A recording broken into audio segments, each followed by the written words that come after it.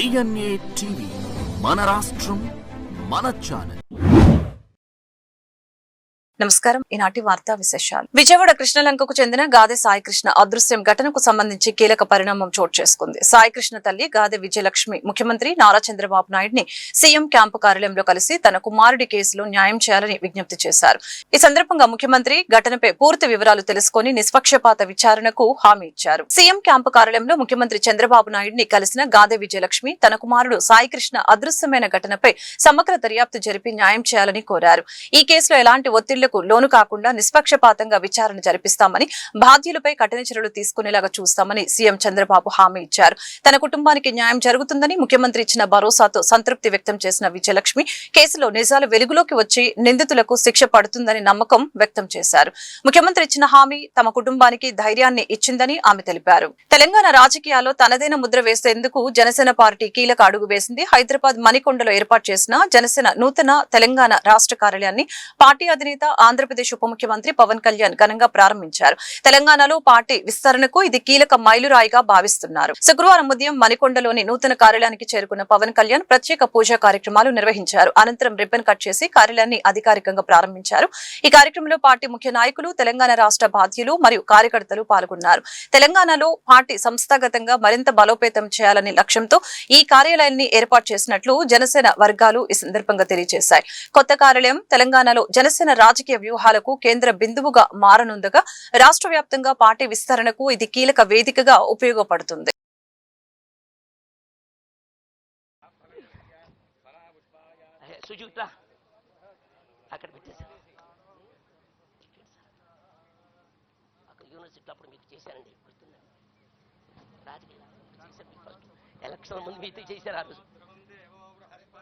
ధ్రువంత ఇంద్రశ్చాగ్నిశ్చ రాష్ట్రం ధారయతాం ధ్రువం ధ్రువం ధ్రువేణ దేవాది ప్రవన్న. ఆంధ్రప్రదేశ్ ను దేశంలోని అగ్రగామి పారిశ్రామిక తయారీ కేంద్రంగా తీర్చిదిద్దటమే లక్ష్యంగా ప్రభుత్వం ముందుకు సాగుతుందని విద్య, ఐటీ, ఎలక్ట్రానిక్స్ శాఖల మంత్రి నారా లోకేష్ తెలిపారు. కోల్కతా పర్యటనలో భాగంగా ప్రముఖ పారిశ్రామికవేత్తలతో సమావేశమైన మంత్రి రాష్ట్రంలో పెట్టుబడులకు ఉన్న అవకాశాలని వివరించారు. కోల్కతాలో వీసా స్టీల్ వైస్ చైర్మన్ మరియు managing director Vishal Agarwal, Emami group director Aditya Agarwal, Shree Cements vice chairman Prashant బంగూర్లతో కలిసి మంత్రి నారా లోకేష్ సమావేశమయ్యారు.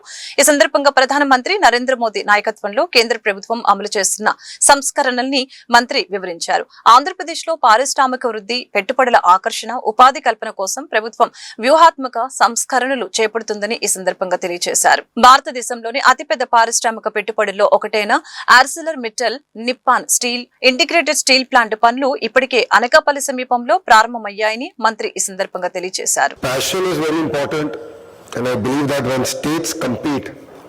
India wins, and I believe that competition brings the best out of all of us.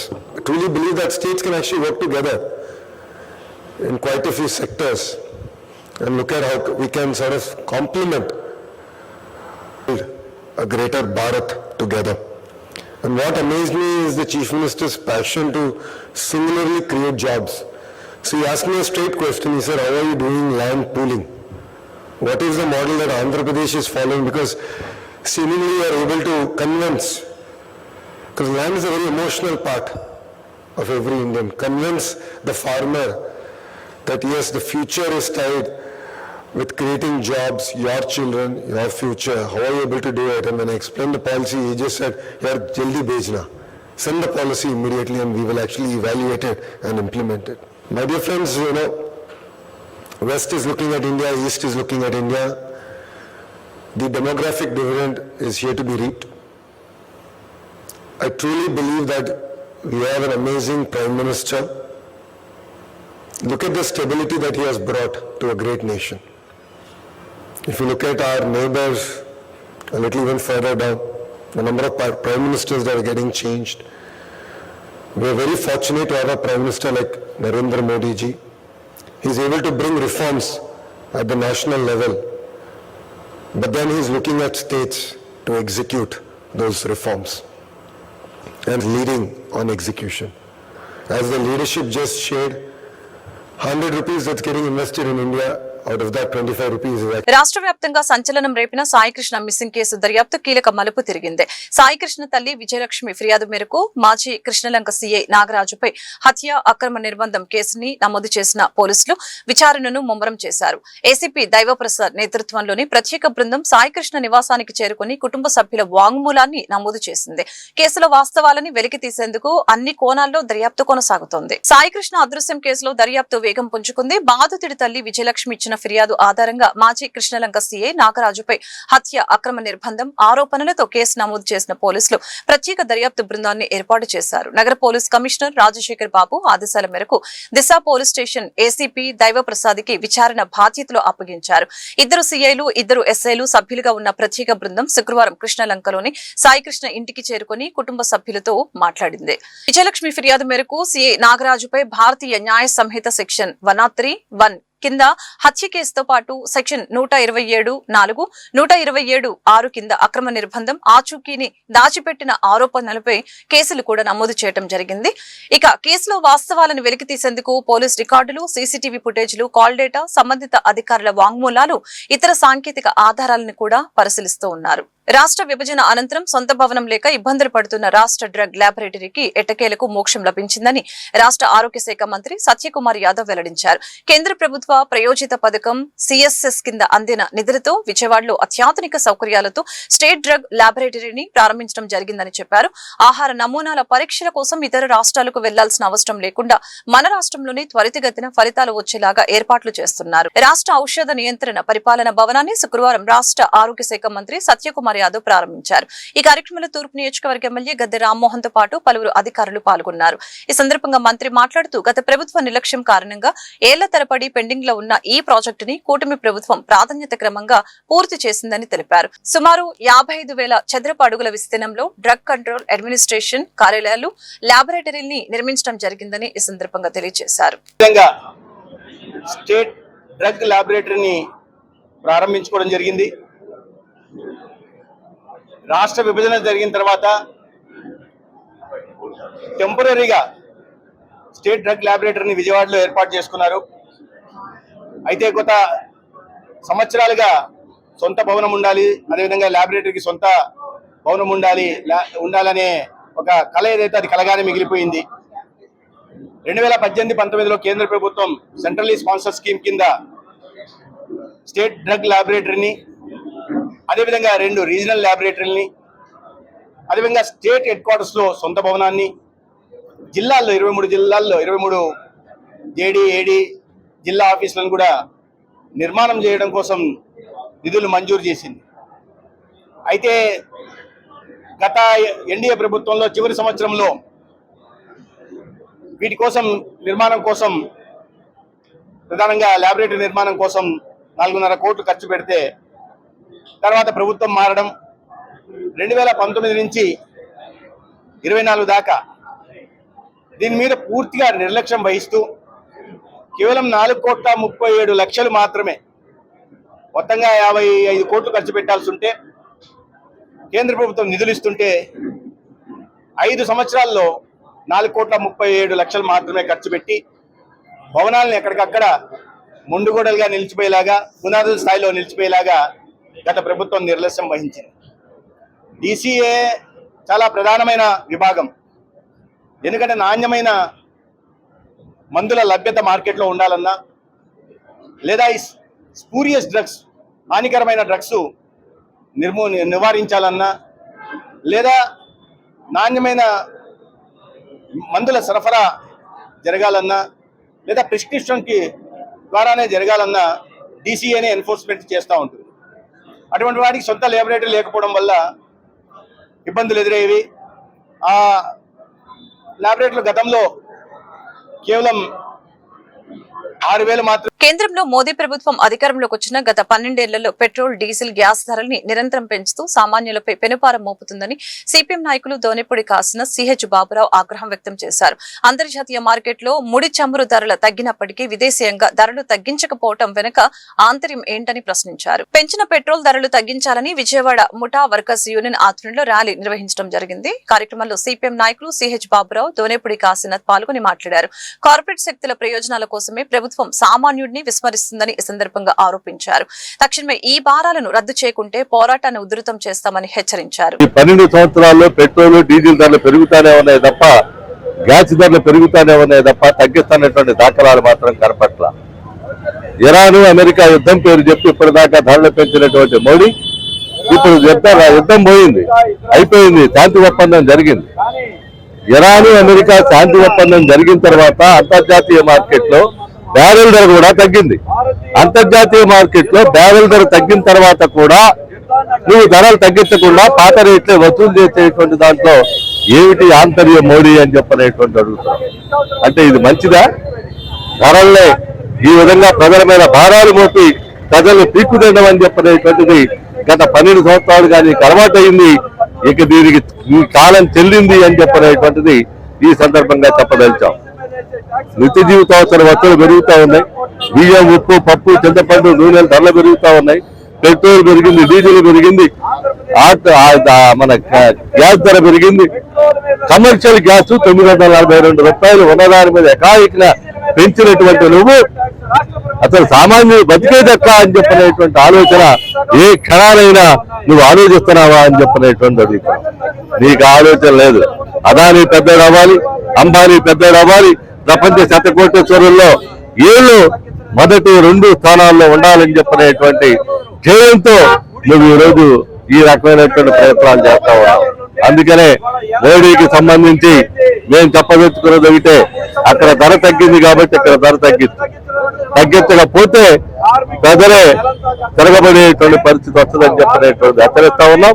ఎప్పటికైనా ఈ ముఠా ఆటో రంగం మీద పడుతూ ఉన్నటువంటి భారం, అదే ప్రభుత్వం సబ్సిడీ ఇవ్వచ్చుగా, చంద్రబాబు నాయుడు రాయితీ ఇవ్వచ్చుగా. రాయితీ ఇస్తే 40 రూపాయలకి petrol, diesel. Vijayawada Krishnalanka CI Nagaraju వేధింపుల వల్లే తన కుమారుడు క్రాంతి కుమార్ ఆత్మహత్య చేసుకున్నాడని ఏపీఎం ఆర్పీఎస్ రాష్ట్ర అధ్యక్షులు పేరుపోగు వెంకటేశ్వరరావు సంచలన ఆరోపణలు చేశారు. పోలీసులు తనను 3 నెలలుగా వేధిస్తున్నారని, తన చావుకి సీఐ నాగరాజే కారణమని, క్రాంతి కుమార్ మరణానికి ముందు సెల్ఫీ వీడియో తీసుకున్నారు.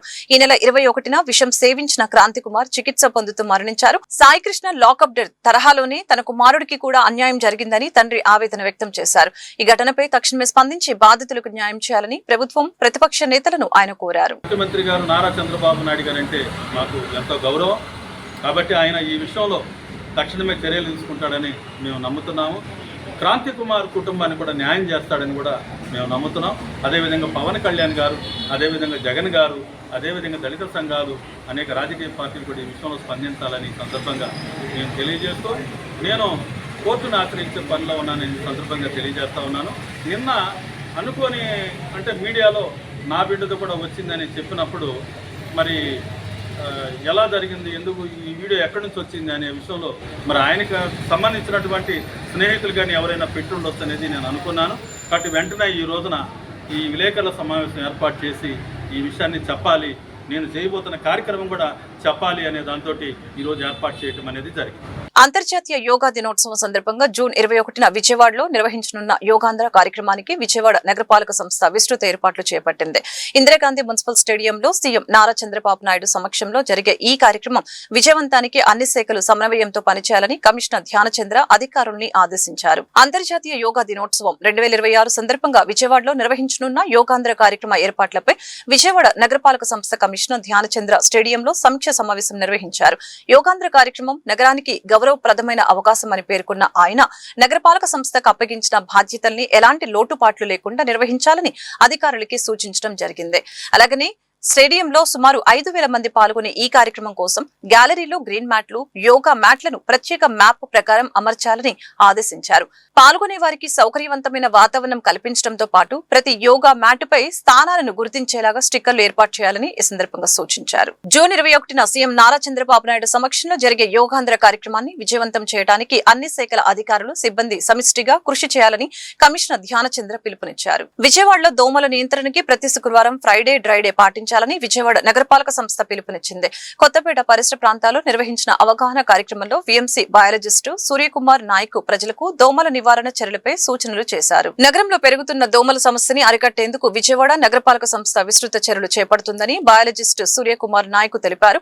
కాలువల్లో పూడికలు తొలగించడం, గుర్రపు డెక్కలు, వ్యర్థాలను తొలగించడం, డ్రోన్ల ద్వారా ఎంఎల్ ఆయిల్స్ స్ప్రే చేయడం వంటి చర్యలు కొనసాగుతున్నాయని ఈ సందర్భంగా తెలియజేశారు. అయితే అధికారుల చర్యలతో పాటు ప్రజల భాగస్వామ్యం కూడా ఎంతో కీలకమని ఈ సందర్భంగా పేర్కొన్నారు. అజిత్ సింగ్ నగర్ ప్రాంతంలో ఇంటింటికి వెళ్లి నీటి నిల్వలు ఉండే ప్రదేశాలను గుర్తించి ప్రజలకు అవగాహన కల్పించడం జరిగింది. ప్రతి శుక్రవారం డ్రై డే పాటించడం ద్వారా దోమల సమస్యని శాశ్వతంగా నియంత్రించే అవకాశం ఉందని అధికారులు తెలిపారు. పోలీసులు బాధితులకు అండగా ఉంటూ ఫ్రెండ్లీ పోలీసింగ్ ని అమలు చేయాలని, కానీ ఇటీవల జరిగిన దుర్ఘటనలు ప్రజల్లో భయాందోళన కలిగిస్తున్నాయని ఎన్హెచ్ఆర్ ఏసీసీ చైర్మన్ ఆర్జే రాజు, నేషనల్ లీడర్ తోట డేవిడ్, సభ్యులు సురేష్ ప్రతాప్ ఆవేదన వ్యక్తం చేశారు. సిఐ నాగరాజుకి గతంలో మంచి పేరున్నప్పటికీ భావోద్వేగాలను అదుపులో ఉంచుకోలేకపోవడం వల్లే ఈ అవాంఛనీయ ఘటన చోటు చేసుకుందని పేర్కొన్నారు. ఎన్హెచ్ఆర్ ఏసీసీ ఆధ్వర్యంలో గాంధీనగర్ ప్రెస్ క్లబ్ లో మీడియా సమావేశం జరిగింది. ఈ సమావేశంలో మానవ హక్కుల సంఘం నేతలు మాట్లాడుతూ సాయికృష్ణ అదృశ్యం వ్యవహారంపై న్యాయస్థానంలో హెబియస్ కార్పస్ పిటిషన్ దాఖలు చేసిన తర్వాతనే ఈ వ్యవహారం వెలుగులోకి వచ్చిందని తెలియజేశారు. ఈ ఘటనపై పోలీస్ శాఖకు చెందిన ఎస్పీ స్థాయి అధికారితో విచారణ జరిపించడం వల్ల నిష్పక్షపాతమైన ఫలితాలు రానున్నాయి. బాధితులకి న్యాయం చేకూర్చేందుకు మరియు ప్రజల్లో ధైర్యాన్ని నింపేందుకు సిట్టింగ్ జడ్జి సిట్ లేదా సిబిఐతో దర్యాప్తు జరిపించాలని ఈ సందర్భంగా డిమాండ్ చేశారు. ప్రభుత్వం, ప్రతిపక్షాలు, పౌరులు పౌర హక్కుల పరిరక్షణకు బాధ్యతాయుతంగా వ్యవహరించాల్సిన అవసరం ఉందని అన్నారు.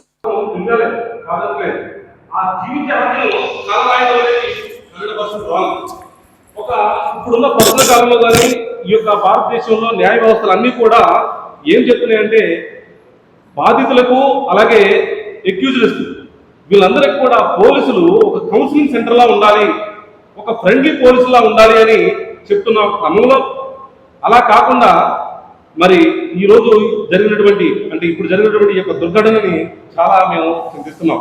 కారణం ప్రజలలో పౌర హక్కులు కాపాడటంలో మనకి మనం స్పందించకపోతే ఈ యొక్క దుర్ఘటనల్ని ప్రతి ఒక్కరు కూడా భయాందోళన చెందే అవకాశం ఉంటుంది.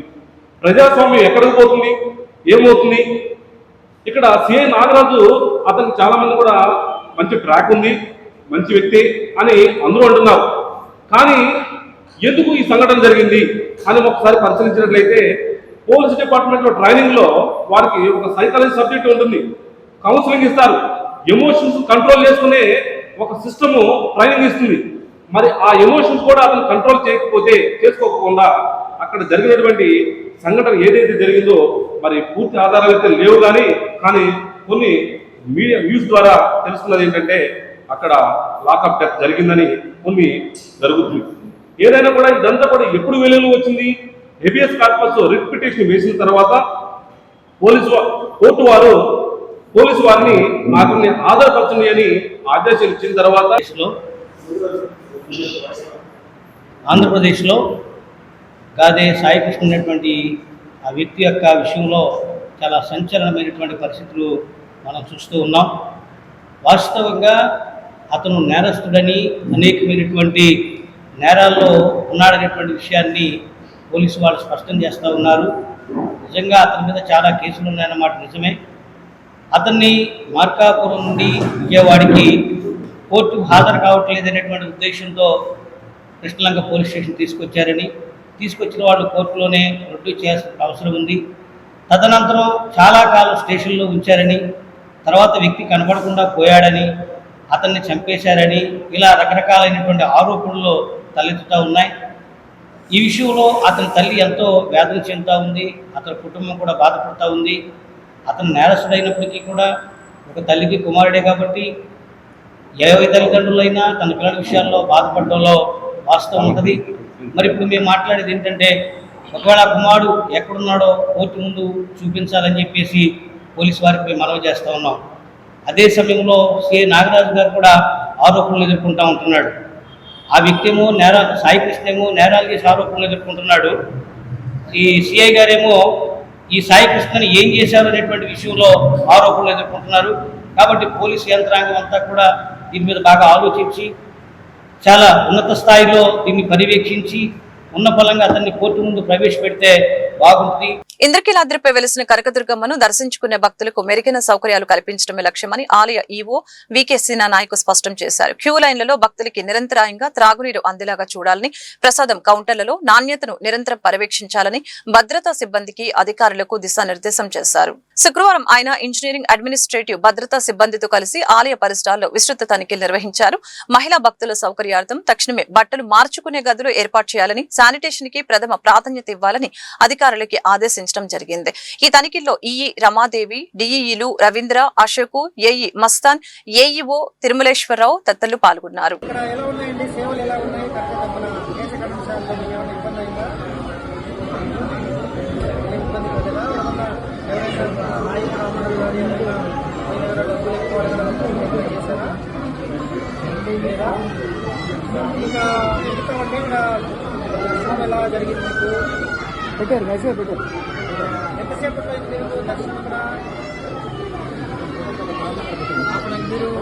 ఉచిత దర్శనానికి వెళ్ళారా లేకపోతే టికెట్ తీసుకుని వెళ్ళారా? ఎంత రేట్ వస్తుందా? 100 రూపాయల 500 100 రూపాయల లోపల మీకు ఏమన్నా అసౌకర్యపడతాయిందా? సెక్యూరిటీ వాళ్ళు కానీ